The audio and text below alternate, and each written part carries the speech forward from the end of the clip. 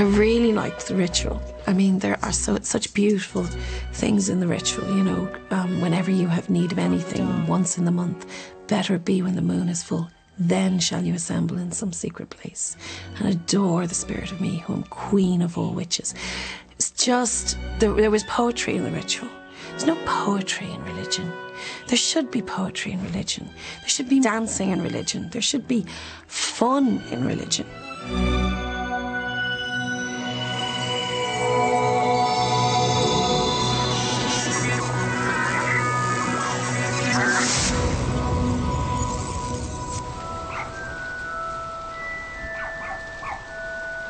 On this suburban street in Killiney, there lives a white witch.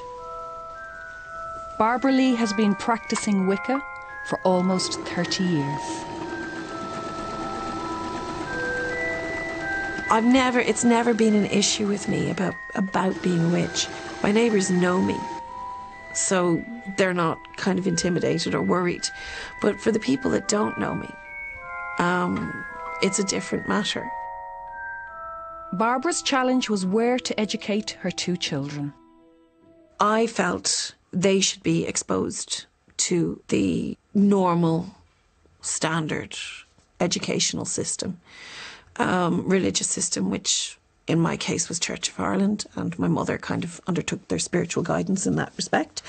And I made sure they kind of went to Sunday school every so often, and Rhiannon sang in the school choir or in the church choir and all the rest of it. And I sent them to a Church of Ireland school. Barbara's children, Rhiannon and Oisín, were both bullied at school. Barbara believes as a result of her Wicca faith. It kind of culminated when both children were expelled from the school on the same day, or suspended from school rather, on the same day, for different reasons. I think for Rhiannon it was the third time that year she'd been suspended, and for Oisín it was the second. Mr. Proctor, you mistake me. And I moved them to an Educate Together school where the following Halloween the school invited me to come in and talk to the kids about the meaning of Halloween and witchcraft and what it was all about. So, total different face to the whole thing. Say on, Mr. Proctor.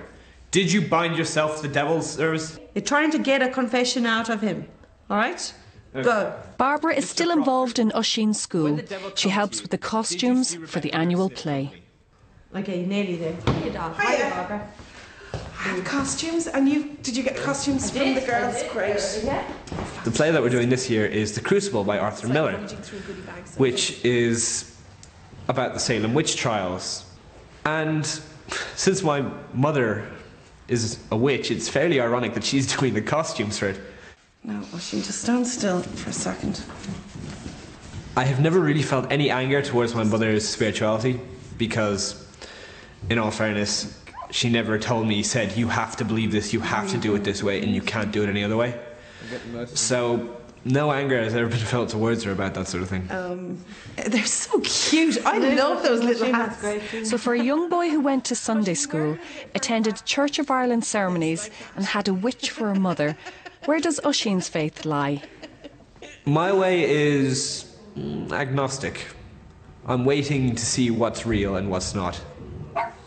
Hi Anna, how are you? Barbara, nice to meet you. Come on in, don't mind the dogs, they jump on everybody. They're friendly. They get very Barbara's excited, approach to parenting is a whole world away from her experience as a child.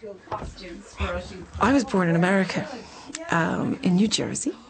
WASP household, white Anglo-Saxon Protestant. Sunday school, Bible class, all of that would have been a huge part of my education, if you like. And it was something I suppose we took for granted.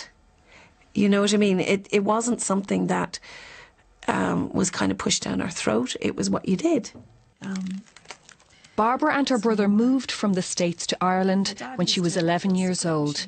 Her parents were considered outsiders. With his box of major. With his box of major on his... I used to take the change on. My father was American, not allowed to get a work permit in Ireland. So unless he was self-employed, he couldn't earn a living for the family. My mother used to work a knitting machine and literally worked, I would think, probably 15 hours a day knitting. We lived in a mobile home up in Dublin. Then we moved to Monkstown, and I think at that stage that's probably when Dad got more and more involved with the Anglican, the Church of Ireland community there. And he used to preach a cracking sermon. I mean, in my dad's sermon, my dad has a brilliant sense of humour. A brilliant sense of humour. So his sermons were always funny, but serious at the same time. Okay, this is me. I was 18 going on 19. And this is at the American Embassy. I was Ireland's International Debutante of the Year, if you don't mind. And your dad being the deacon. My dad being the deacon, having all the collar proud. on. Yeah. Barbara's father preached in Monkstown Church of Ireland, and although raised as Anglican, Barbara found herself questioning her faith. It's not a question of doubts. It was a question of something missing. Because I liked going to church. I still actually do like going to church. I think I love the feeling, you know, that there is in a church. I love ritual. Always have loved ritual. I love the quietness that you get in a church.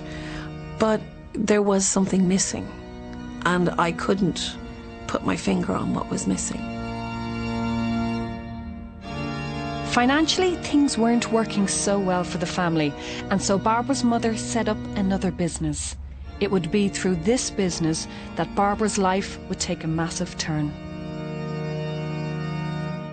My mum used to own a restaurant in Dublin, at the bottom of Gardner Street. It was a little restaurant called Smitty's, and they used to play jazz there. And this couple came in one day, and they started talking to Mum, and Mum was very taken with them. So she said, you have to meet them. They're witches, you know. She started going to their rituals to see what it was like. My mum was very unhappy with her life at that point. Sick of not having any money, sick of trying to keep a failing business together. My dad was kind of trying to hold things together. I think the financial crumbling led to the spiritual searching and the spiritual questioning. My dad tried to take refuge in the church, and the church said, you're taking refuge for the wrong reasons, which he didn't like. And so he kind of turned his back on them then. He left, went back to America. My mum stayed, and I pursued witchcraft. There were two elements missing in my life. The first was the recognition of the feminine within spirituality and within religion. And the church didn't address me and my connection with deity on a feminine level.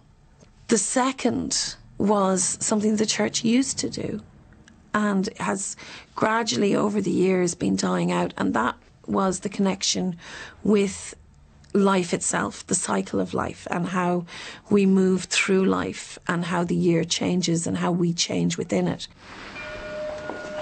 Huntington Castle is in Clonegall, County Wexford.